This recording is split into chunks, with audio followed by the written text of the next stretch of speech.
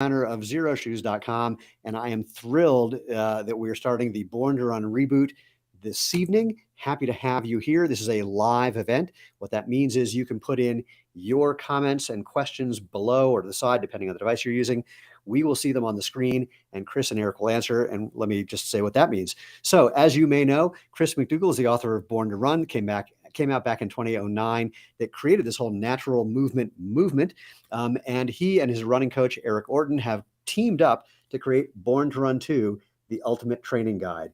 So in this series, the Born to Run Reboot, we are going to be letting Chris and Eric talk. I'll bring them on in just a second, answer your questions, and basically help you become a happier, healthier human being, whether you are a runner, not a runner and want to be a runner, not a runner and never cared about being a runner, or an elite runner as well. They're going to have things that are going to help you do all of those. And so we're really thrilled. I'm going to put a little something on the bottom just to let you know.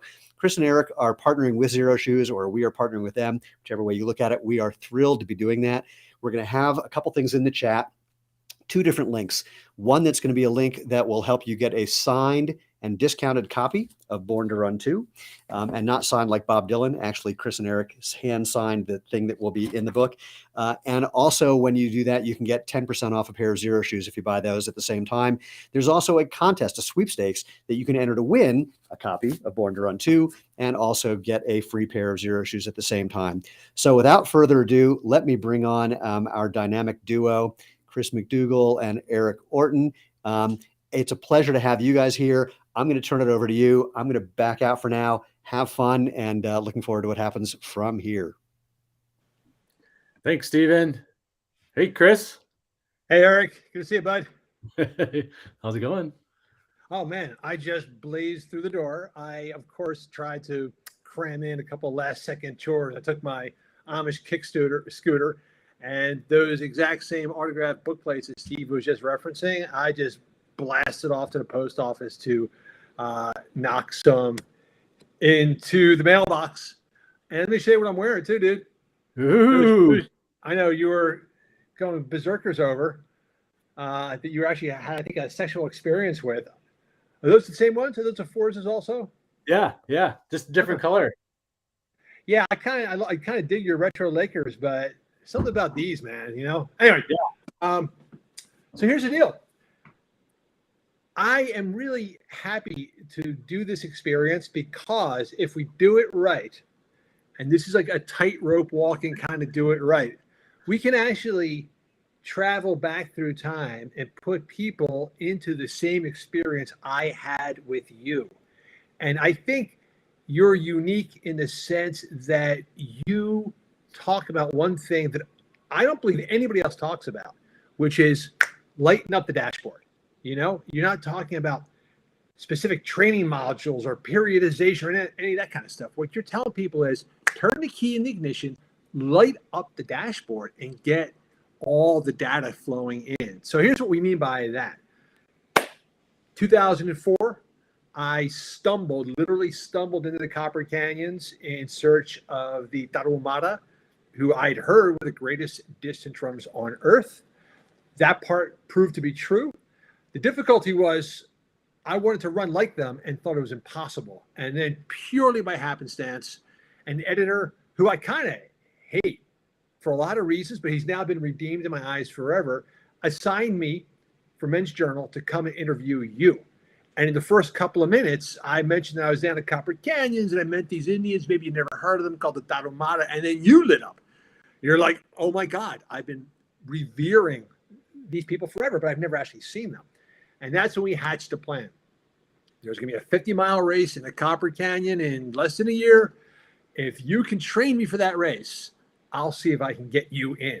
Of course, getting you in just meant getting in touch with the reclusive lone weirdo known as Caballo Blanco and say, hey, can I bring a +1?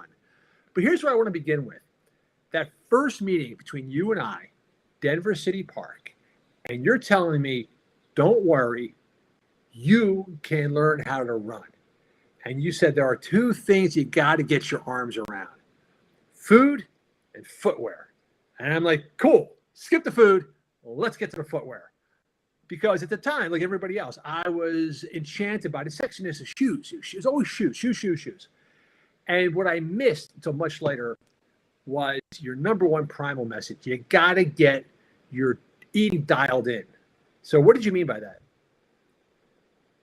Yeah, I think for you, we kind of really honed in on the running piece of it. And I remember specifically telling you, because I think you asked a little bit about food, and I said, hey, let's just get the training started and let that take hold. And then what happened is that as you got confidence with your running, that gave you a good emotional feel of starting to look at your food. And then that's when we started to tackle the food.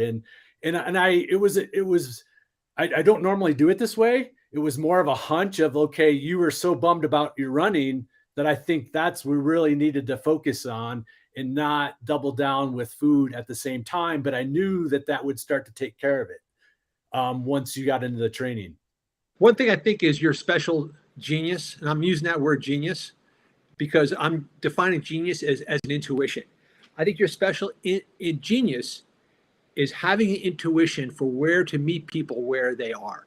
So recently when we met Chelsea Luger in Arizona, a Native American wellness expert and dancer, and you use her dancing to teach her running form. With me, you realize, you know what? Let's get this guy running so he sees it can happen, and then we'll deal with the bigger issue. But the bigger issue being food. And the reason why is because most people's relationship to running is directly tied in with their relationship to food, right? So how does that cause problems? Well, I think we've got to maybe take a step back and realize what food is doing for us. And, food is our fuel. And we should really not think of it anything more than that.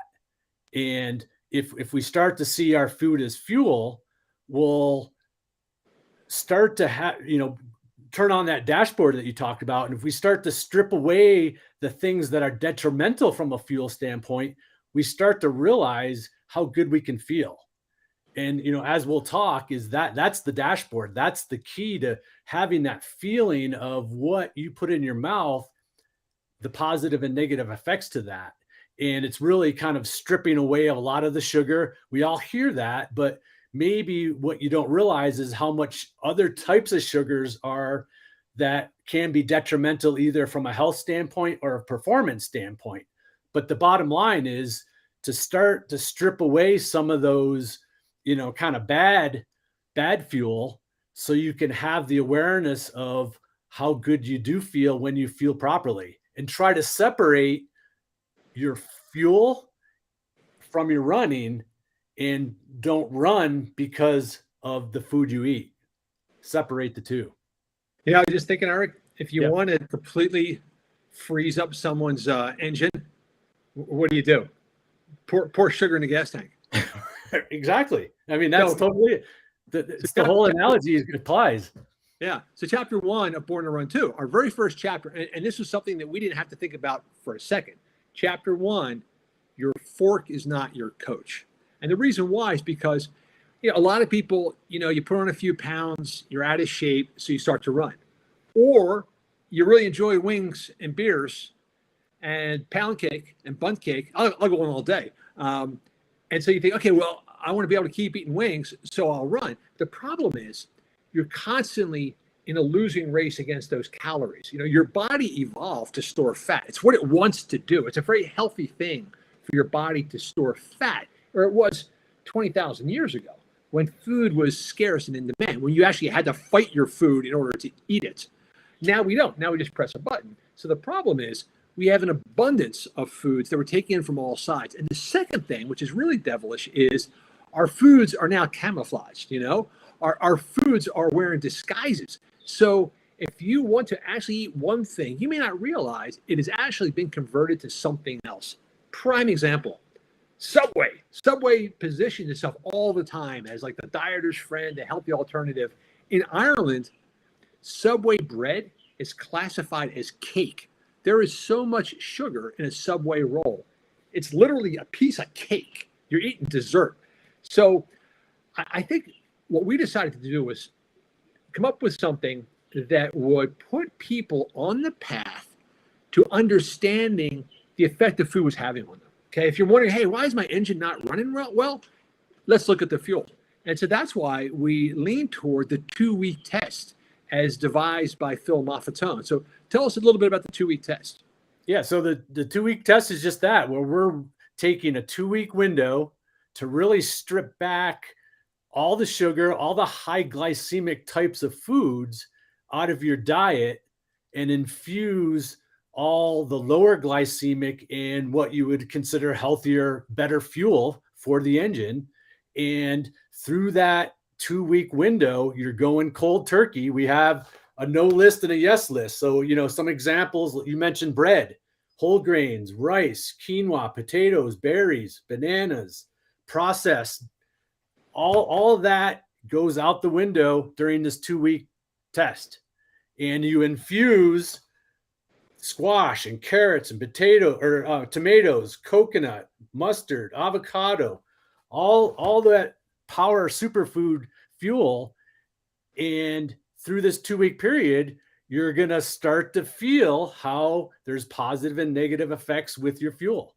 And again, how food is your fuel. And this to me is the beauty of the system of the 2-week test, which is this is not a diet. This is not a punishment. This is just a way to light up your diagnostic panel so that you'll understand how your body's responding. So what you do with the 2-week test is pretty simple. You remove all those high glycemic foods that are going to jack up your blood sugars. Eat all the steak and salmon and avocado and olive oil and sour cream you want. Go berserkers. I would make these massive omelets. A 4-egg omelet with Goya canned octopus. I don't know why. For some reason, this seemed like a good idea. And a big old chunk of cheddar cheese, hot sauce, sour cream on top of that. It was fantastic. And you eat that, you're good for about 7 days. You don't need to eat again. But that's it. So I'm good for that today. So at the end of the 2-week test, what you do is you very slowly reintroduce a little bit of high glycemic food to your diet. And you see how your body is going to respond. And the amazing thing about it is you feel it instantly. You eat a piece of bread and you're like, oh, wow. Like now I understand why I feel sluggish and sleepy and a little bit bloated. By the way, as we're talking, I'm watching all the messages light up. And people are like, F all that food talk, like what kind of Xero shoes are good for walking? What's the difference between the Force and HFS? People are fascinated by shoes. So let's pivot to shoes a little bit. This is a topic, food, we're going to have to revert to in the future because I think it is the one that is the most problematic. It's the one that people are the most resistant to. I'm exhibit A. You were saying that steak is better than potatoes. Oh boy. All right. Yeah. In effect, in a word. Yeah, absolutely. Yeah. I do 2 words is hell yeah. But listen, if you're vegetarian and vegan, it's a whole different topic. So let's pivot to shoes. I would like to leave with one action item for everybody who's now joining this conversation about making your fork not your coach, which is to number one, find those hidden sugars in your foods, right? Look at that piece of turkey breast you're buying at the deli counter. Look at the pound of roast beef and see how much sugar is actually infused in those foods. And the second thing is read up on the 2-week test. I think the 2-week test is an absolute life game changer. Yeah. And I think, going back to just being aware of where sugar is. I mean, you'd be surprised, and just creating that awareness. And like you said, once the 2-week test is over with, I think some of the powerful aspects of that is once you do reinfuse some of the higher glycemic foods to feel how horrible that's going to feel. That's the true indicator, I think.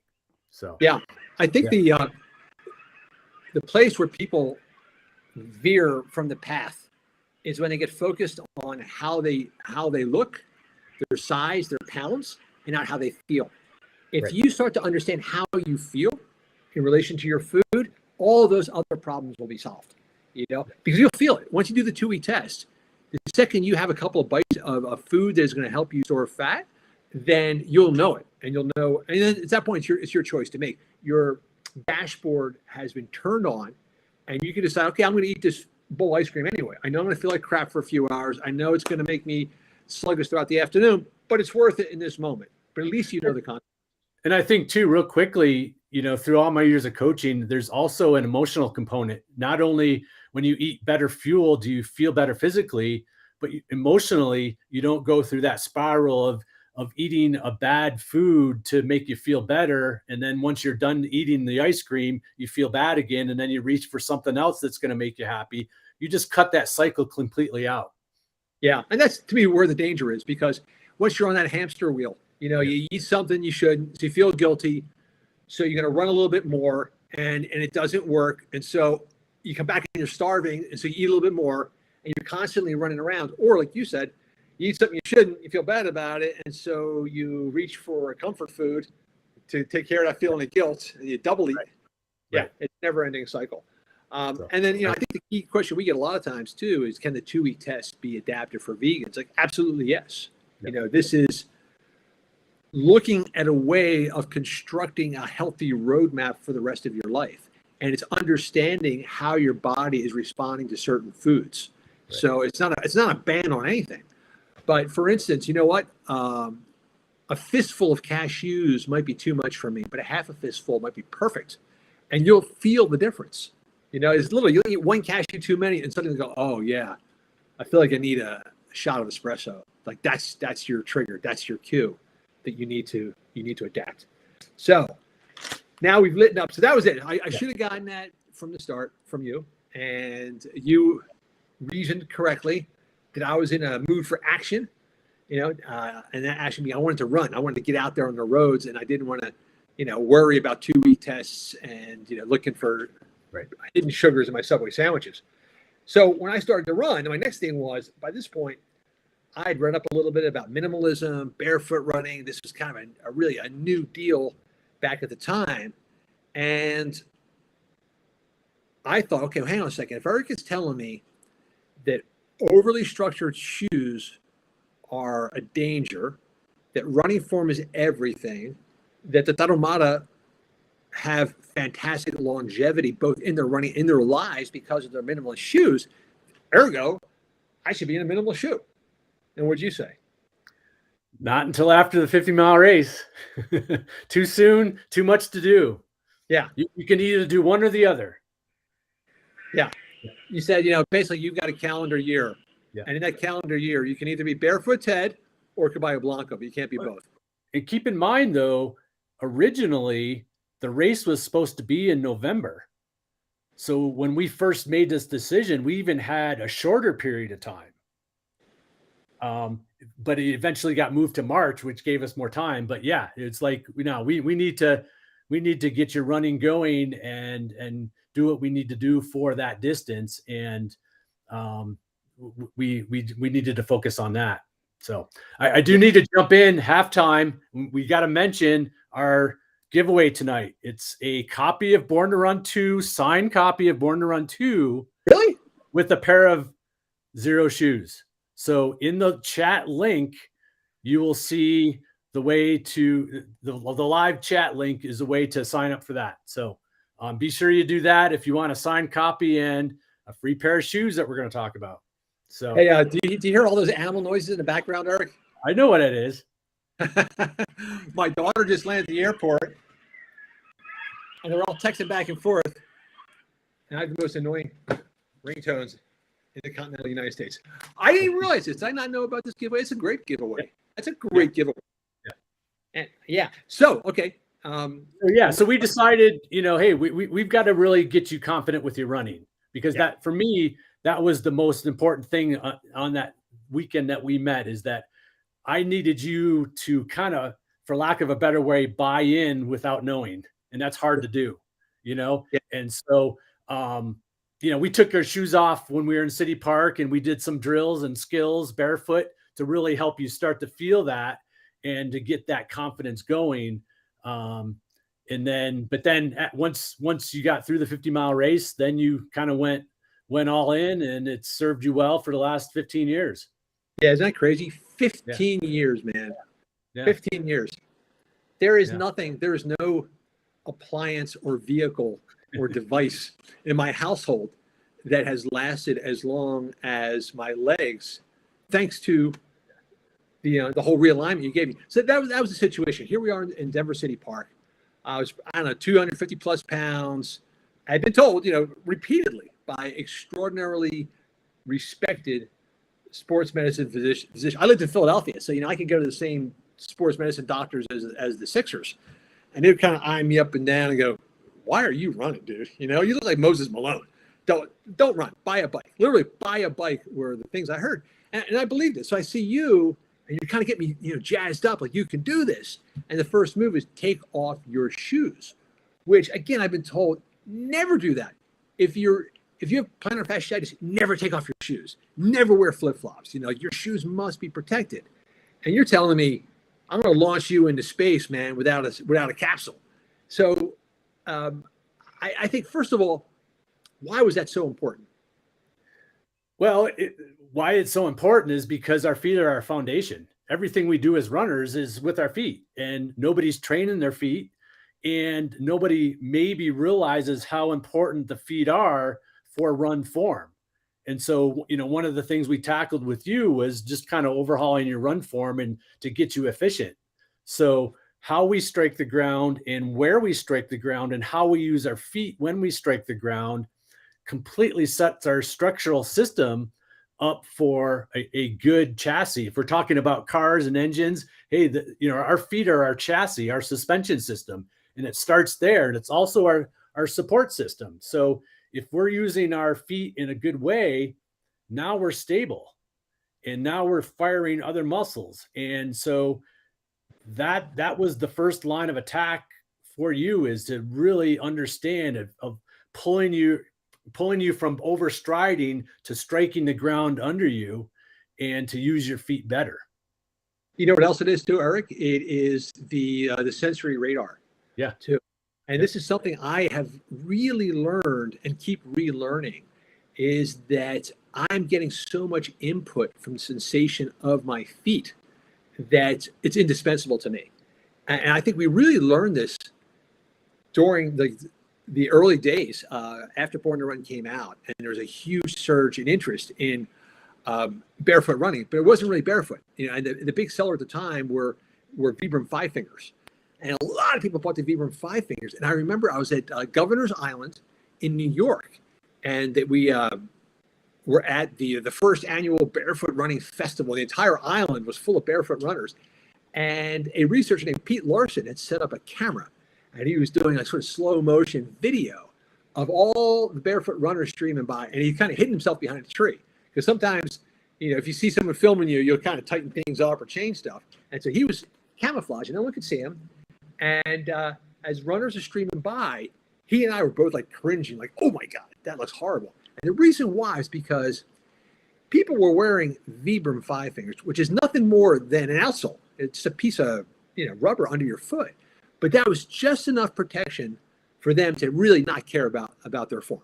And people were still heel striking and overstriding and running at a very low cadence, and all the things that they wanted to correct. But they thought, okay, I'll buy the shoe. It's problem solved. And what we were seeing was not at all. So I think you were clever in understanding that this can be a long process, but a fun one. Right. Yeah. And that's, looking at you, you saw this as a long-term project. It was the 50-mile race into Copper Canyon was the short-term goal. But hey, ultimately, what'd you tell me? I want to be able to go run anywhere, anytime, for as long as I want, right out my door.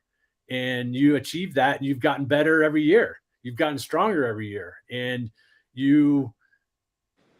it kind of does piggyback off what you're saying, is it really does start with the skill of running and how we use our feet and the run form and how that works hand in hand, and I've still even seen barefoot runners who have bad form. So, just going barefoot itself isn't just a catch-all for having good form. Hey, here's something funny. I've been kind of working the process in reverse lately. So I've been doing these swim runs here in Hawaii, and I would, run down the road and then come to a canal and swim across it and then pop out the other side and then run back down the beach. And when I first started doing it, I was using a pair of like ultra cross country shoes. And I was like, I was pretty happy with those. But then it was the Aqua Force. Is that the Xero shoe? Yeah, the Aqua Force, which is actually designed for water sports. And I'm using Aqua Force. I really like it. And then I downshifted to the Cloud, the Warachi sandal, which I really liked. And then one day I don't know why, I just didn't use any of them.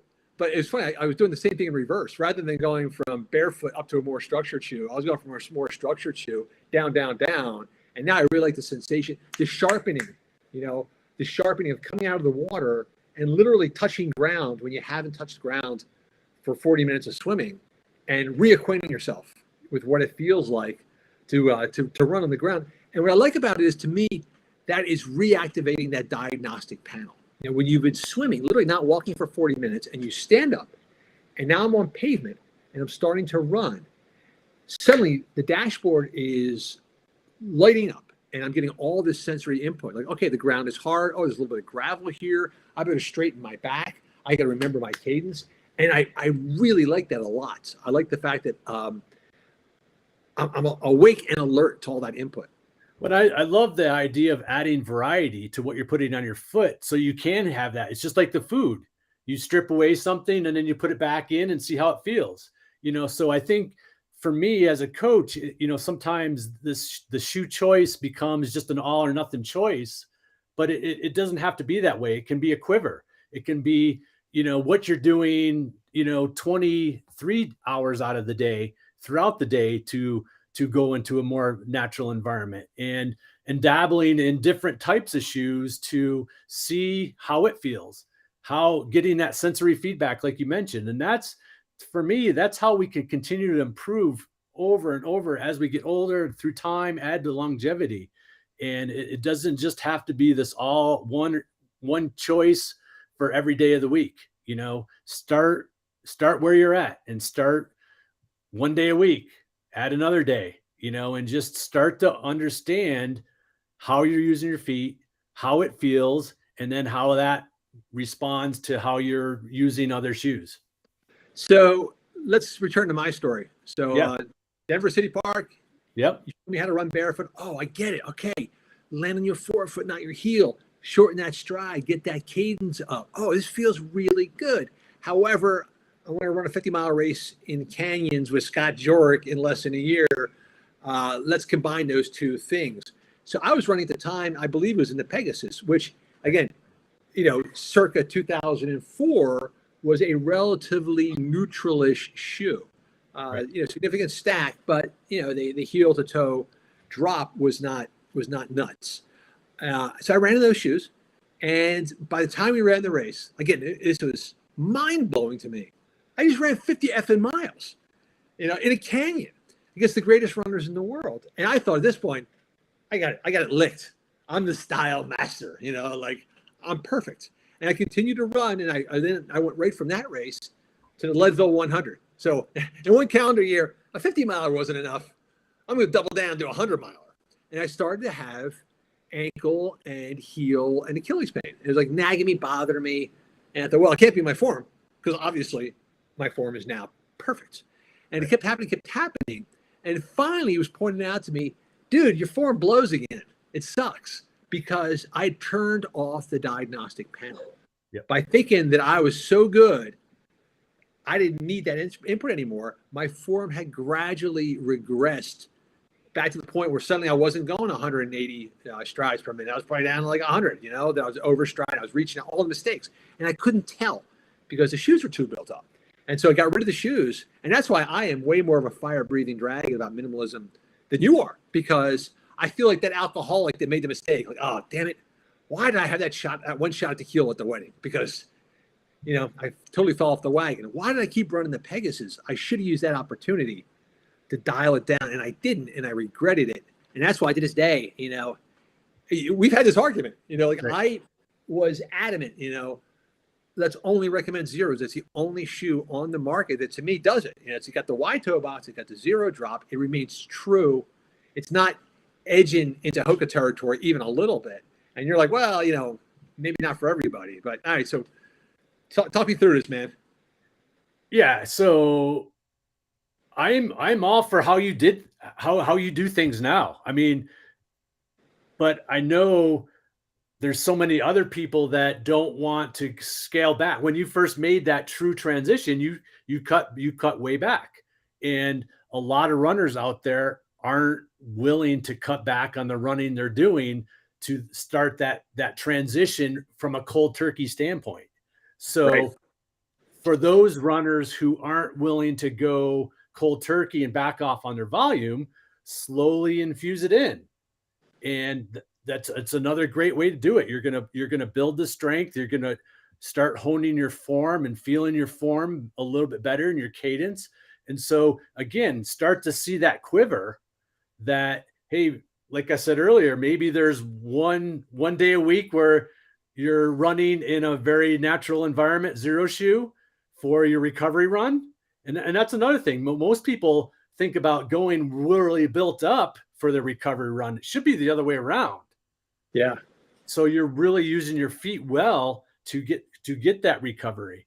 Yeah. And then, working from the other end of it. And then what happens is as you start working in a more natural environment, you're going to see your feet are going to seek out that natural environment more and more and more and more. And then your other shoes are going to start becoming a little bit more uncomfortable. And that's when you can really start to make that transition. Right. So again, once again, it's the same concept. And that's the concept that you taught me and has been my true north ever since, is what's turning on the diagnostic panel. What's lighting up the dashboard and giving me information. When you run in a minimal shoe, you are now aware of how your posture and your balance is. You're aware of the ground underfoot. And this is telling your body a lot of things. I've noticed things like I'll be on a run and something will feel off. Like, hey, why is my front of my left foot feel weird? I realize, it's because my posture's off. I'm leaning, I straighten my balance and my posture, and suddenly my foot feels better. And then the whole run is transformed in the matter of a couple of strides. But one thing I think is a massive, major misconception people have is they feel like it's a choice. I can either run or I can learn form. And yeah, in my case, where I'm trying to dial up from 0 to 50 in 9 months, that is the dilemma. That is the crossroads. But the fact of the matter is, you have discovered ways to make this process painless and fun through a couple of quick, easy exercises. So let's talk through a couple of those. Yeah. So one is our foot core. We all know about training our abdomen core, but do we think about training our foot core? So training our feet, like we mentioned earlier, is super, super important. So one simple exercise that's very, very potent is simply take off your shoes and socks and balance on one foot on your forefoot and just let your heel hover off the ground and just balance as long as you can. Maybe use the counter of the kitchen a little bit as an aid, and you'll start to understand how challenging it is for your feet to have to stabilize in every step we take. And that is just a potent way to strengthen the feet. Secondly, now we're going to learn run form in 5 minutes. Now that you got your shoes and socks off, you're going to go stand in front of a wall and simply run in place in front of that wall. And as you do, you're going to flip on your playlist to the B-52's Rock Lobster song. And you're going to run to the beat in place to the beat of the music of Rock Lobster. And what that's doing is creating 180 beats per minute, or the ideal cadence. So you begin to feel what good cadence is. So now I have my athletes do intervals to Rock Lobster at home before they go for their run. So they're doing 3, 4, 5 by 1 minute, 2 minute Rock Lobster intervals against the wall.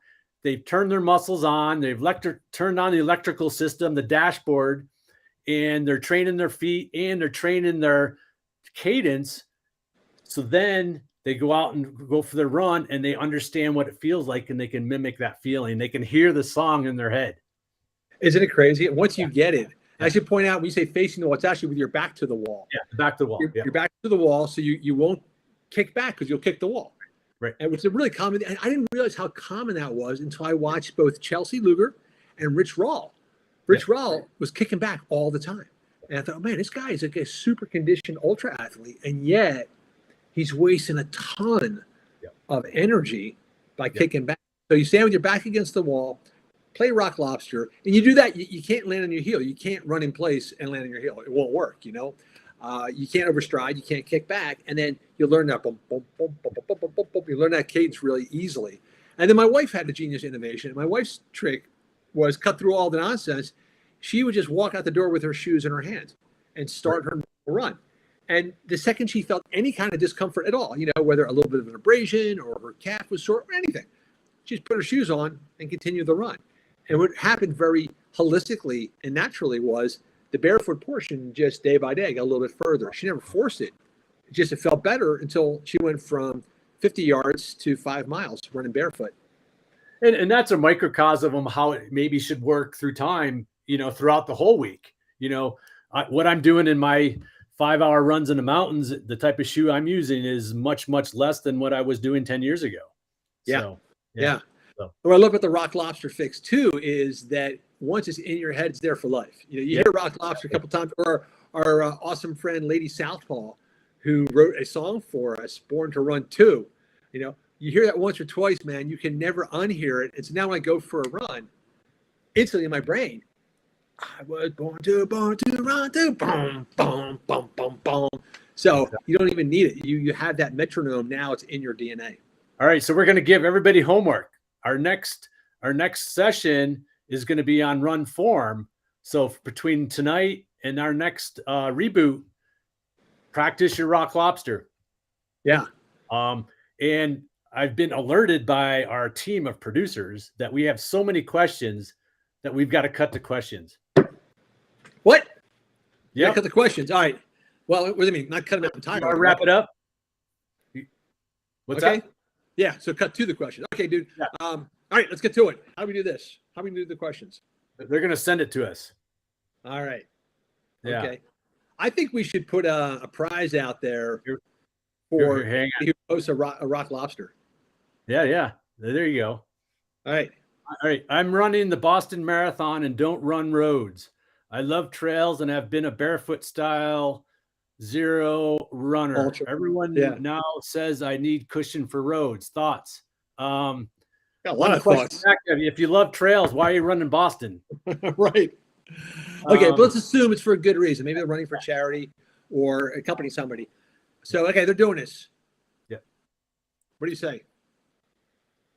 Well, I would say if you have a lot of experience with the Xeros and you're comfortable on the roads, I mean, go for it. I mean, you certainly don't need cushion. No.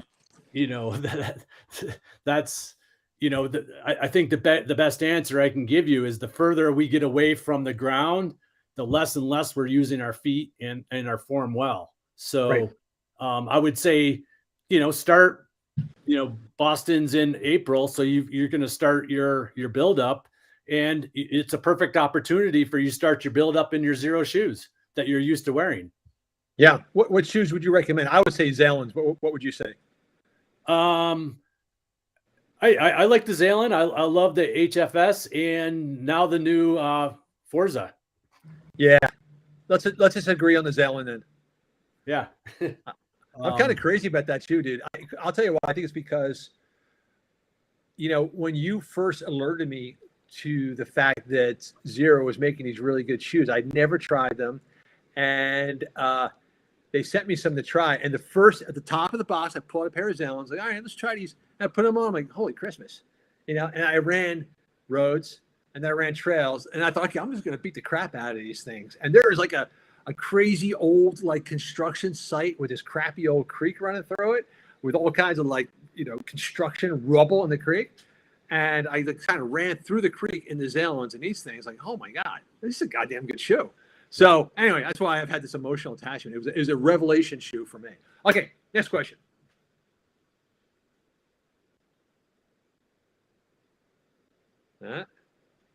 Here it comes. All right. I am 55 and just started to walk and learn about benefits of barefoot. What is the best tips you can give for a beginner at my age? First of all, well done, beginner 55. Right on, right on.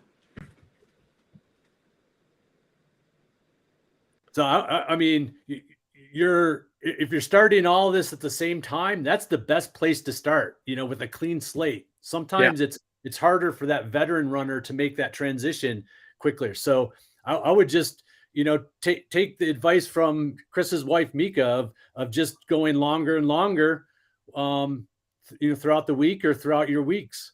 And there's, just feel the ground. I mean, I don't think there's anything more to say other than you're a beginner, and let your progress in walking progress with your use of the barefoot shoes. Yeah, and I think two things. The rock lobster is going to benefit this person tremendously.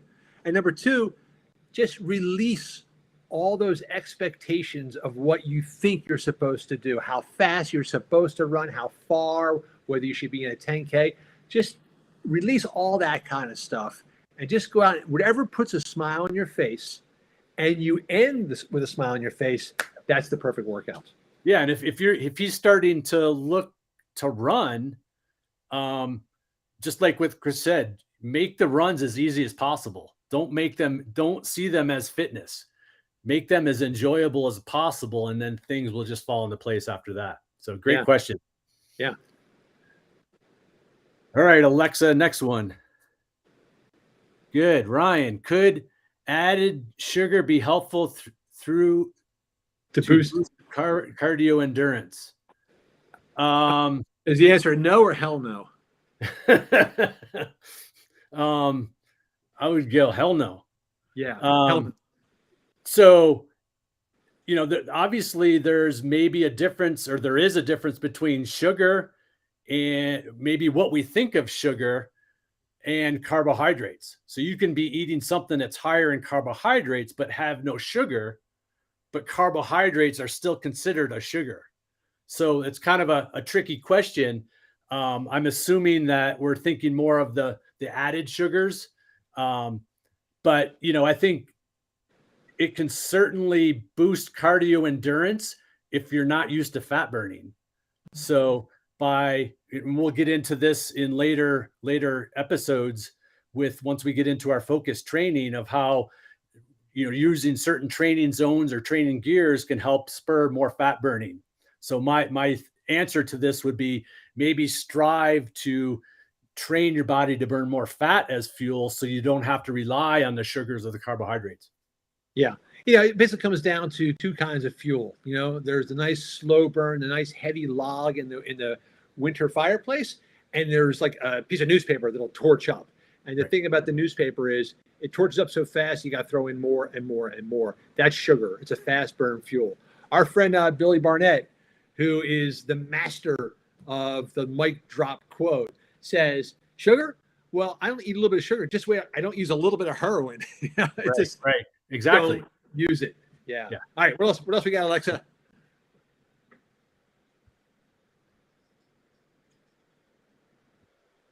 How do you keep your bare feet warm outdoors in winter? Let me start with that for 1 second. And not just because I'm living in a perpetual 85 degree. What? When I was living in Peach Bottom, Pennsylvania, where it gets very cold, here's the weird thing, dude. My feet got cold less when I ran with a minimal shoe, and they got cold last. And so I thought, you're going to need like thick wool socks and the rest of it. I was going out with no socks in a minimal shoe on gravel roads, and it did not feel bad. What's going on with that? I've experienced the same thing, and I think it's just because your feet are working more. You're just engaging more muscles. Your feet are working rather than being in a cast of a built-up shoe where you're not having to use and engage, and that just goes to the whole point of being in a more natural environment. I've experimented with running. I think I've run in minus 10 degrees with no socks and been fine. I think I have about a 400 meter run from my house to the trail. And I think that first 400 meters is a little chilly, but then it's just like anything else. Once you warm up, I was fine. So everybody, we got to bring this in for landing. I just want to close with a couple quick thoughts. One is just think about turning on the switchboard. So do your 2-week test, try the rock lobster. balance on one foot. These are not skills or drills. These are things which are going to give you lots of input. They're going to tell you how your body's functioning. Super useful. And they're going to get you excited because as the input comes in, you're reacquainted with how your body works. So everybody remember to do our prize giveaways. Don't forget to jump into that really great giveaway. And I think we're supposed to bring Steven back in. Is Steven still there? Is he going to come in and close us out? There he is. No, I was taking a nap. Are you kidding me? Why would I listen to this? No, you got to get your sleep whenever you can. Yeah, that's the fun part about running a footwear brand, an outdoor brand. You spend a lot of time indoors and then you need a nap. So first of all, thank you guys. This has been absolutely delightful. Secondly, just a reminder for everyone else, we're going to be doing these every month. Make sure you're opted in to find out when that is. In fact, Alexa, Jocelyn, if you could put in the chat how people can make sure they can hear about the upcoming ones. For all the questions we didn't answer, we're going to take a look at those. In the beginning of the next session, we'll address some of those. There's a bunch of themes, so we'll definitely jump into those. And of course, we've got 3 more of these scheduled, but if it keeps going well, we might keep going to help you become a happier, healthier human being. A reminder again, you can get a discounted and autographed copy of this incredible book, Born to Run 2. By the way, here's the rock lobster drill photo. Here we go. Back up against the wall. And also, when you do that, you can also get 10% off, excuse me, a pair of Xero shoes if you place that order for the book at the same time you get the shoes. And we do have a winner. Next time we might give you a little extra time, and this is going to be really annoying because the winner for the free book and free copy of Xero Shoes has a name that I will butcher mercilessly. Juerg, J-U-E-R-G, Sheeran. I'm giving it a whirl. Either way, drop us an email and just send that to who should we send that to? Send that to I don't know. Excuse me. Pardon me. We'll find you actually. So we've got the email. We'll email you and let you know what you can do to take advantage of that. We can't wait to hear what happens when you get the book. Start putting all this stuff into practice, and of course, do that in your Xero Shoes as well.